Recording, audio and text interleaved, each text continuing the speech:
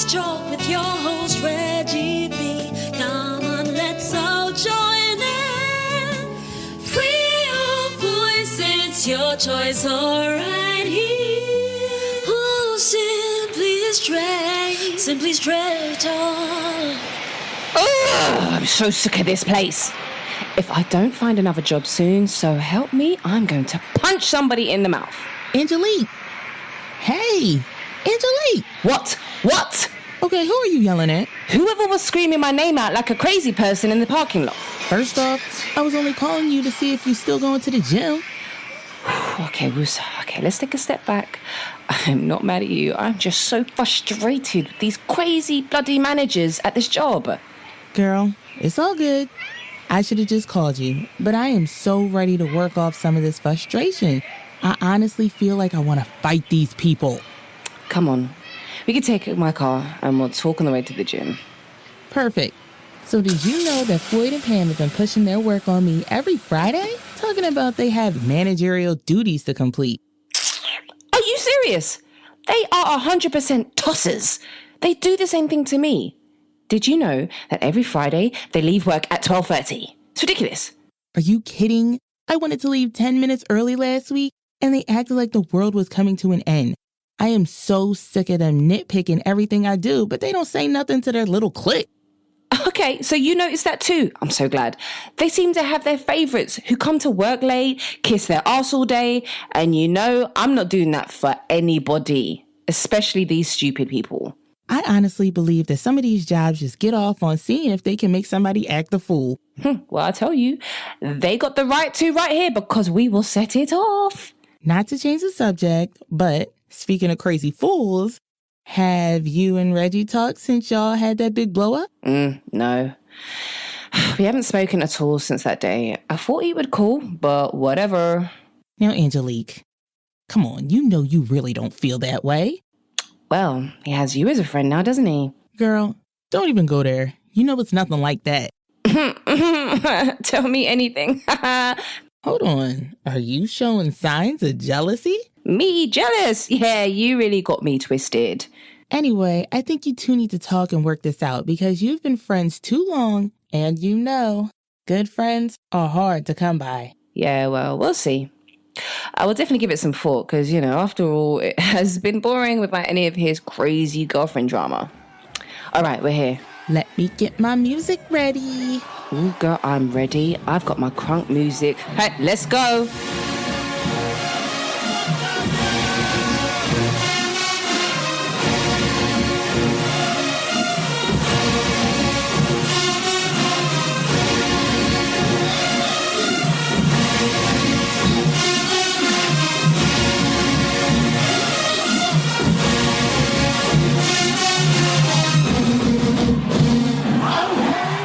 Welcome to the Simply Straight Talk Show, a podcast about real life with real talk. Each week, we deliver the best hard-hitting conversations on topics that affect you and me every day on this journey called life. Now, here's your host, Reggie Maddox.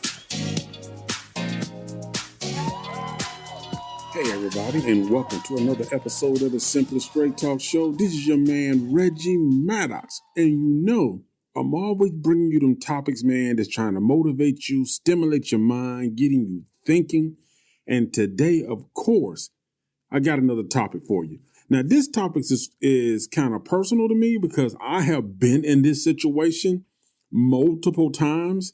And I felt like this is a great topic to share because I think other people have been in this situation. And maybe it's somebody out there right now who's going through this that probably needs to hear from other people who's been through it. Because, see, sometimes it's easy for people who haven't been through something to give you advice versus people who have experienced something that can tell you in reality of how to deal with that situation. Now, today, we're going to talk about quitting your job versus forced out of your job, because a lot of people don't seem to realize that there is a difference. There's a difference between me saying, listen, I enjoyed working here. It's been good. I found something better. I found something with more money. I'm not leaving with any harsh feelings. Hey, I got a job that's going to offer me better opportunities, or I've been offered a better opportunity, or a job to where you were honestly placed at a disadvantage in order to force you out, to make you quit, or to give them a reason to say, yes, I fired this person for this reason. And believe it or not, a lot of people really are in that situation. A lot of people are in the situation right now where they are working for jobs, and primarily managers, to where these people are being placed in a position to where they're in a work environment to where the manager or somebody is trying to get rid of them. And now we're going to go over some tactics that's normally used by management, that's normally done within the job in order to get rid of somebody or make somebody look like they're a bad employee and not a good employee.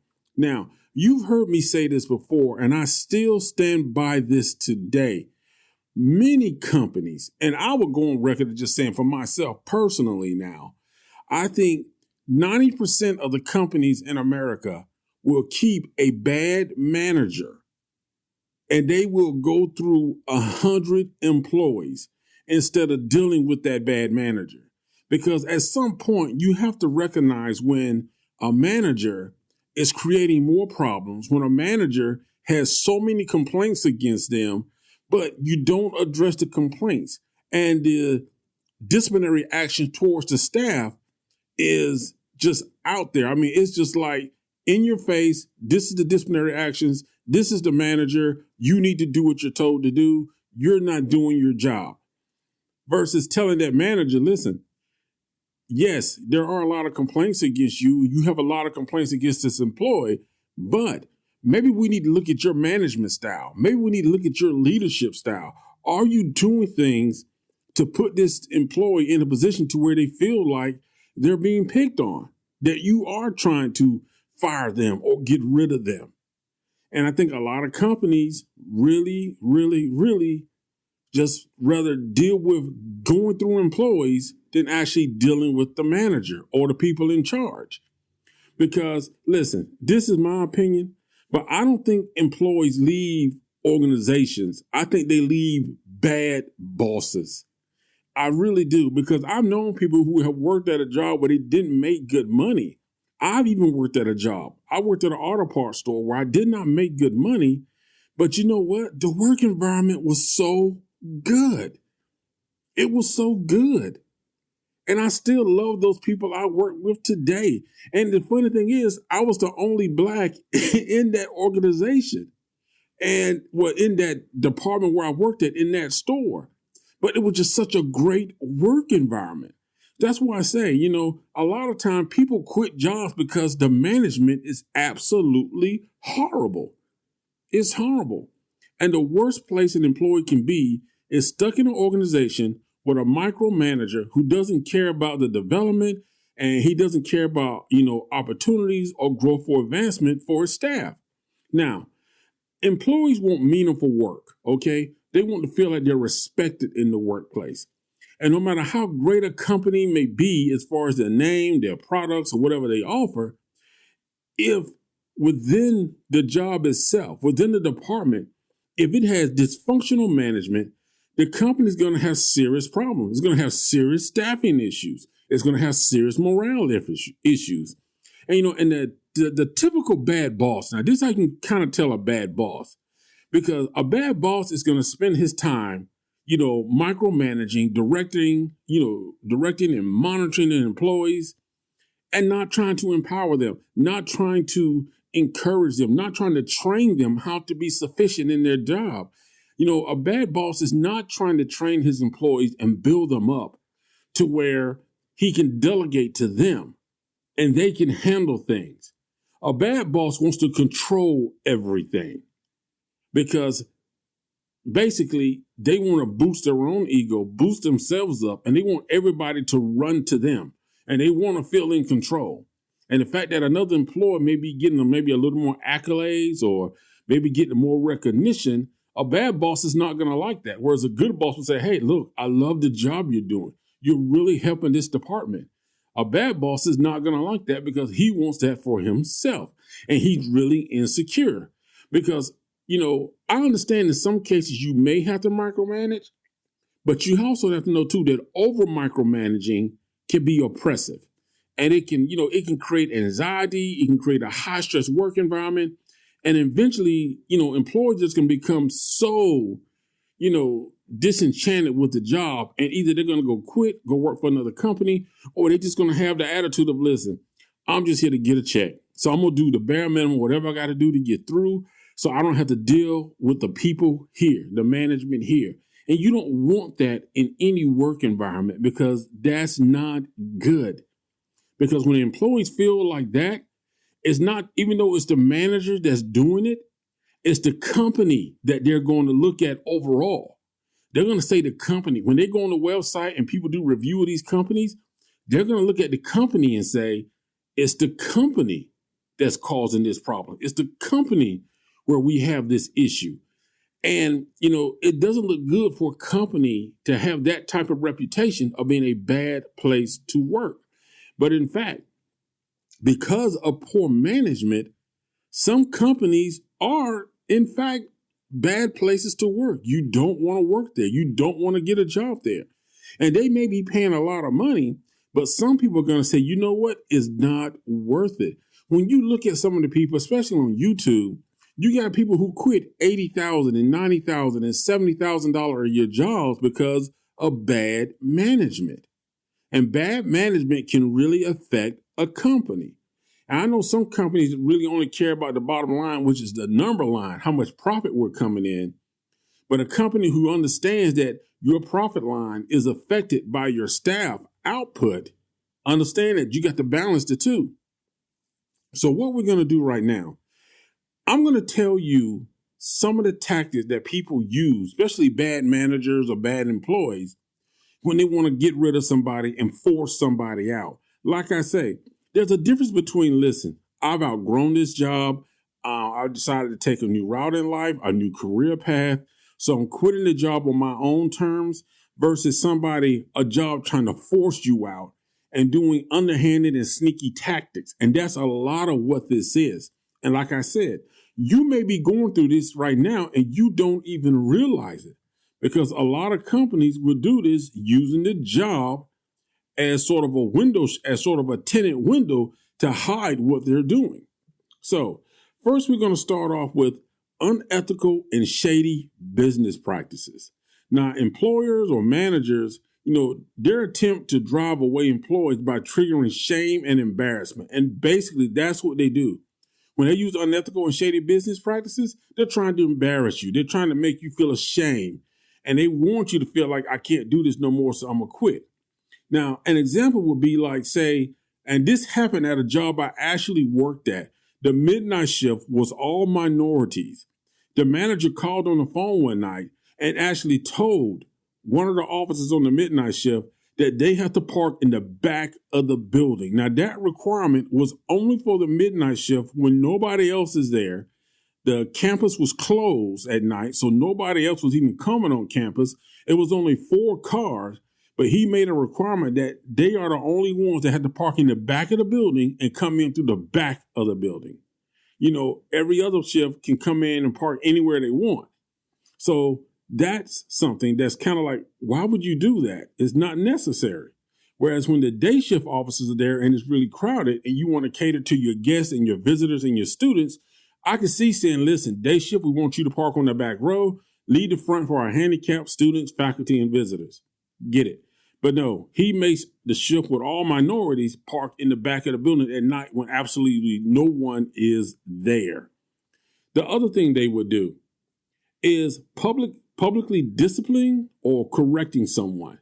And you'll find that this is quite often done, when a supervisor or a manager or an employer wants to make an employee feel belittled. So they will say things and do things in front of the public or in a lobby. It might be in a hallway. It might be when you're standing outside with other people around. They want to show their authority. And they basically want to embarrass you because it sort of undermines who you are and the job you represent. So they will either publicly discipline you or correct you in front of people to where it's embarrassing to you. Another thing they would do would be an example of, say, if you're a supervisor and the manager doesn't, for some reason, has an issue with you, he will place you in the position to where a staff member will have authority over you as a supervisor. That's another way that they try to embarrass people, by placing someone that's beneath you in the jump ranking pool above you. And that should not happen, but that's what they'll do to kind of embarrass you or to kind of shame you.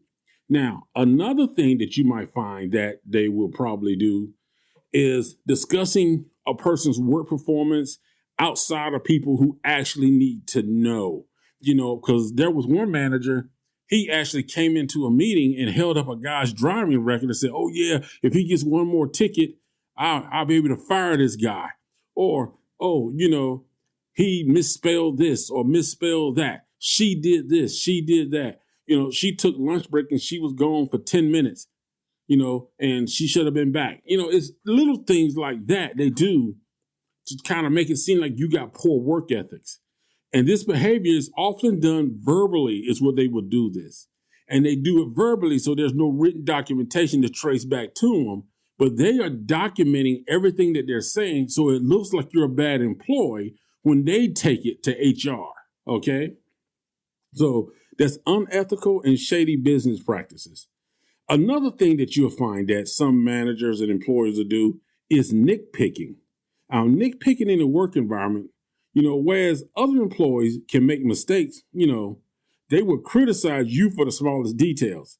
So other employees can make the same mistake you make, but if you leave a comma out of a sentence, if you're 10 seconds late from a break, they're going to criticize you for it. They're going to nitpick you for every little thing. If you turn in a report and you hand it to them in a folder, if page 8 was on top of page 7, that's an issue. You insufficiently did your duties, and they will never provide you with a good compliment about your work.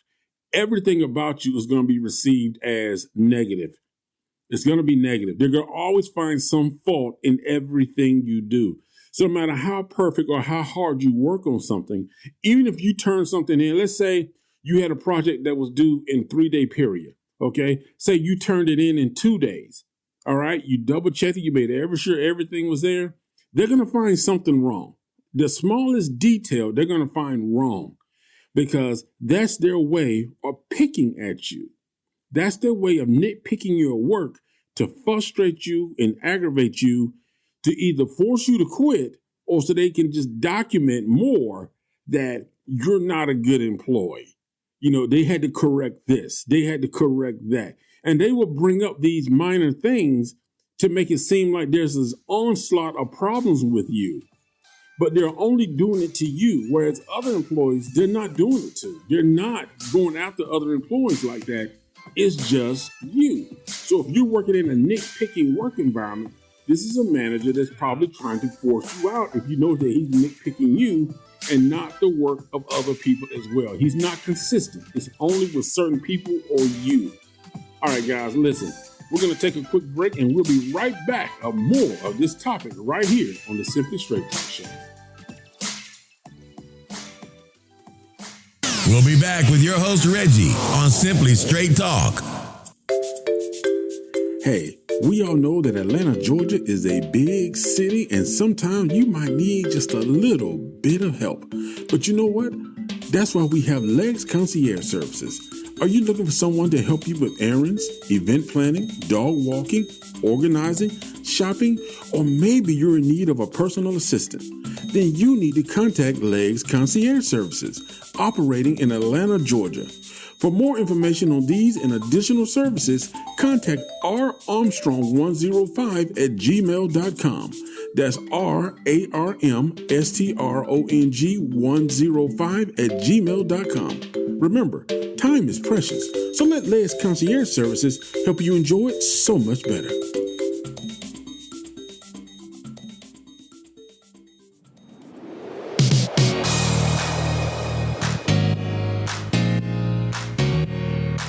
Like what you hear so far? Make sure you never miss a show by clicking the subscribe button now. This podcast is made possible by listeners like you. Thank you for your support. Now back to the show.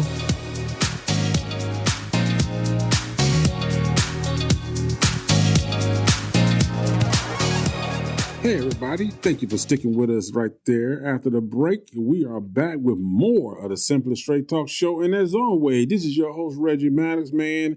And today we're talking about quitting your job versus being forced out. Now, in the top part of the show, we talk about some examples of unethical and shady practices. We talk about nitpicking in the work environment. Now, I want to talk about limiting or restricted growth opportunities. Now, this is something that a lot of companies do also, especially or employers or managers rather, when they're trying to get rid of somebody. And some of the things they'll do is they'll change the job description. They'll change the job description so really either you don't qualify for the job anymore, or there's going to be requirements that they know you don't have in order to apply for that job. Also, some jobs will go as far as saying, listen, anyone who wants to apply for this job, you can't have any disciplinary actions within a year. So all of a sudden you find that you've gotten a verbal warning or a written reprimand, something that's going to create an issue that disqualifies you from the job. Now, also, you may be excluded from any notification of upcoming trainings or job growth opportunities. You got to realize something. There are people in positions of management that will actually do these things. Like I said, everything that I'm talking to you about today, I have seen, I have witnessed. It is an actual fact. So you got to be really wise to what's going on in your work environment, because in other cases, the manager will handpick or select employees for opportunities, and they will exclude you.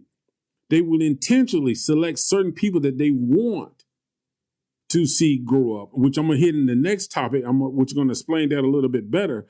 But they'll personally handpick people. So before they send a notification out, before the actual opportunity is presented, certain people have already submitted their applications. They've already went through the process. So basically, they're just sending the notification out as a formality. You really have no chance because they've already put in place who they want to have that position. And these are things that managers or sometimes, people in leadership or companies will do, employers, if they're trying to weed people out of an organization, if they're trying to force you out. And I want you to understand something. Forcing somebody out, somebody who's been forced out of a job, people say, well, they must have been doing something wrong. You get a lot of these managers that come in and they want to bring in their own people. They don't, for some reason, they have their own groupings, and they will actually try to get rid of people for that reason. Every employee who's forced out of a job is not a bad employee. Some managers are insecure if they have an employee underneath them who's more knowledgeable and has more experience, and they don't want to be challenged that way. So they want to make sure that that person is gone instead of using that person as a resource to help build the company. Now, the other thing they're going to do, and this kind of falls in line with what I just talked about when you talk about limiting or restricting growth opportunities, is isolating and favoritism environment. Now, this leads to what is called mobbing. Now, mobbing is like a gang effect. And this occurs when a manager or the employer utilizes other employees to create a negative work environment. In most cases, the employees don't have an issue with the person. It's just simply that they know by communicating with them or being seen hanging out with them that the manager or the employer may say, oh, you're on their side. So you know what? They feel like if they associate with that person, they're going to lose their job because the manager or the employer is going to say, oh, so you running back telling them things. And the manager is probably feel like they're going to go after them. So it creates a mobbing effect, which is also creates, isolation, because that person is going to feel like, people feel like they can't hang around that person. They can't be seen talking to that person. When they do talk to them, it's got to be somewhere private, like hidden away around a corner, because if anybody sees them talking and it gets back to the employer or the manager, then it's going to be like, oh, you're on their side. And that's not even the case. They can be talking about sports. They can be talking about the weather, just a general conversation. But you got some managers and employers that are so paranoid They feel like everyone has to have this undying loyalty to them, that if you do anything or associate with anybody that they don't like, then automatically they're going to go after you too. Now, the thing about it is, when people feel like they're inferior to their job, yes, they're going to go along with this. They may not have any issues with that employee, and they know stuff is wrong. The sad thing is, many employees, out of fear of losing their job, will not say anything. Now, other employees will be told that if you're not loyal, and that if you're loyal and document things about this person, even to the point of falsifying claims, then you'll be favored by the manager or employee. And some employees will do that. They will falsify claims. They will make it, they'll watch a person when they go to lunch. Okay, they went to lunch at 12 o'clock. This will be back at 12:39. Oh, shoot. They came back at 12:30 and 10 seconds. Okay, I'm now going to call the manager, let them know that they was late for lunch. Yeah, they was late getting back. They weren't at their desk. Or they came back to their desk and they sat down, then they got back up and went somewhere else. So they didn't come back to their desk and start working. And some employees will actually do that just to be in favor with the manager. And some managers encourage that, which is horrible for any work environment. Next is what's called the non-challenging work environment and accomplishments. Most people prefer to perform a job or task that stimulates them mentally, and challenges them to solve problems. Jobs where the employee is assigned to complete like minor tasks on a daily routine, that can become quite boring. Y'all know that.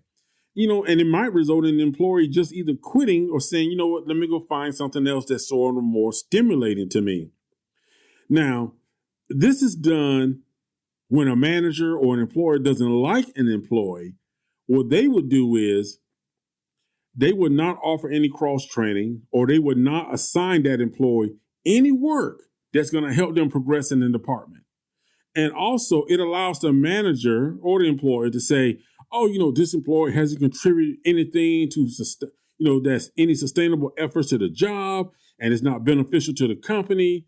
Now, despite the fact that the employer or the manager intentionally placed that employee in a position to where they will only assign basic level entry support duties, they will go and tell HR that this guy or this person is not a good employee. They don't contribute anything. They're not useful to me. But when the real fact is that manager or employee has hindered that employee because they have restricted what that employee is allowed to do. They have only given them the basic of work to do. And then they want to say that this employee is not an asset based on the actions that they have and the work environment they have created, because they have not given that employee the opportunity to show themselves. And this happens a lot in jobs where they're trying to force somebody out. Now, another thing you have is the manager who's like, I do things my way. And in some cases, you have a manager who have no interest in hearing any feedback from their staff and simply believes that they have the answer to every problem. And if you decide to question them, then you will face some form of retaliation. And it gets worse when you take the matter to HR and say, listen, I feel like my manager is not receiving what the staff is saying. So HR addresses the matter, but all of a sudden that employee is now being picked on. That employee is now being retaliated against. Now, a lot of people say, well, you know what? You can't retaliate against employees. You know what? Here's the thing about it. Yes, you can.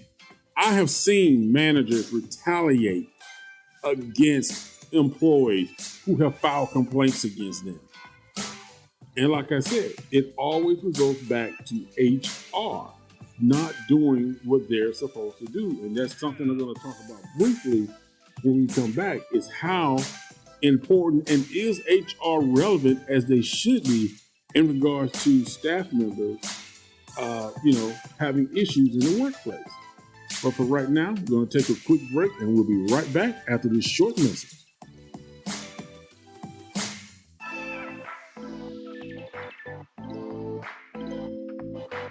We'll be right back, so keep it locked here with your favorite radio talk show.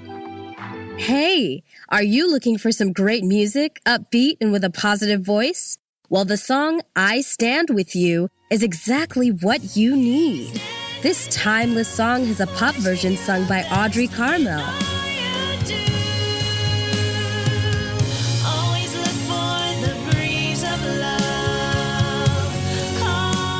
And a reggae version sung by General Steele, now known as Revelation. Now I know some days you may feel blue, Lord.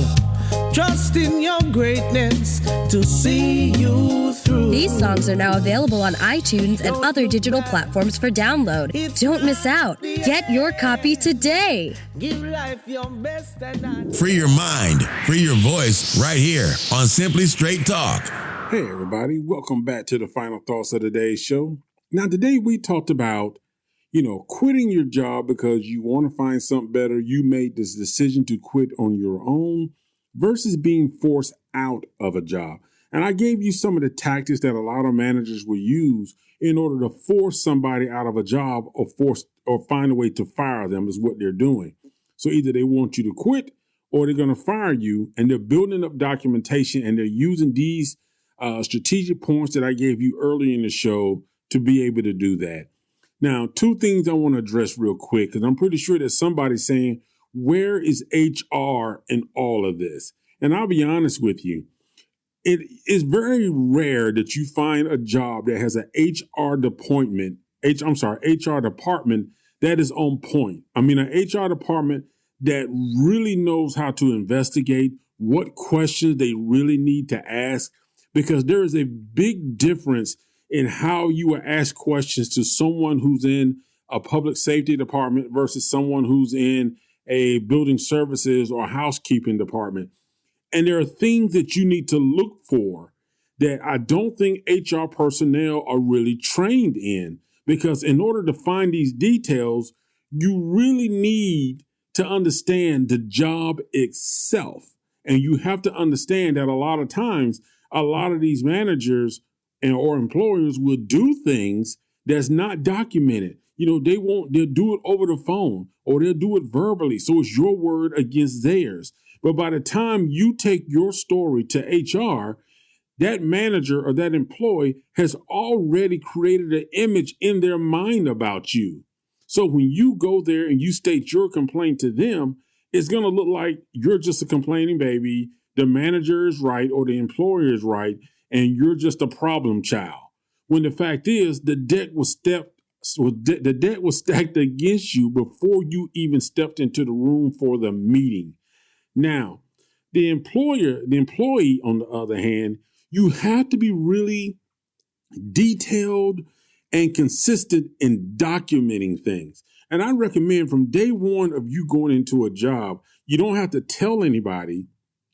Make sure you document your interactions. You document things. When you're requesting trainings, you're being denied. You need to document the time you asked, the day you asked, where you spoke at, who you spoke to, and always do a follow-up email. Say, hey, thank you for the information. I appreciate being able to speak to you about the training. I understand that you said the training is not available to me at this time. You put that in there. But I look forward to any future trainings coming up. You put that in there because you have to have this documentation. Because one of the things I've noticed about a lot of jobs is oftentimes the managers, the directors, and the VPs, they have HR ear 24/7. You don't have HR ear 24/7.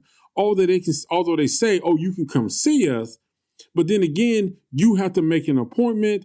Even picking up the phone is like, well, come in and speak. So it's difficult because you getting seen going in there can already create a problem with your manager, which puts them on the defensive or whoever the person you're having a problem with. I think at some point we have to have a clear understanding of HR's role. HR has to be more than a liability that protects the company. They also need to be a part of the company that protects the employee with just as much loyalty and as enthusiasm as you protect the company. And a lot of people, I recommend, if you feel like you're in a situation, be patient, but don't be stagnant in starting to look for other jobs. Start researching other places. because a company that doesn't want you there, you can't always rely on the fact that HR is going to do what they're supposed to do in order to address that manager or that employer. Especially if that employer is the owner, there's really not much you can do. And if that manager is in good graces with the employer, some managers are best friends with HR, you're already on the losing end of the stick. So you might want to find something that's going to open doors that's better for you, to where you can not only have a stress-free job, but you're not taking that stress and anxiety home. You matter. Yes, you go to a job so you can work and you can get paid, but you also deserve to be respected, and you also deserve to be treated fairly, and you also deserve to have professional growth and job opportunity within that company or something that prepares you somewhere else. Hey, thank you for joining us today. My name is Reggie Matters, man. Thank you as always, and I appreciate all the love and support. Make sure you tune in next Friday for another episode of the Simply Straight Talk Show. Thanks for listening to the Simply Straight Talk Show with Reggie Maddox. If you like what you just heard, we hope you'll pass along our podcast to your friends and colleagues.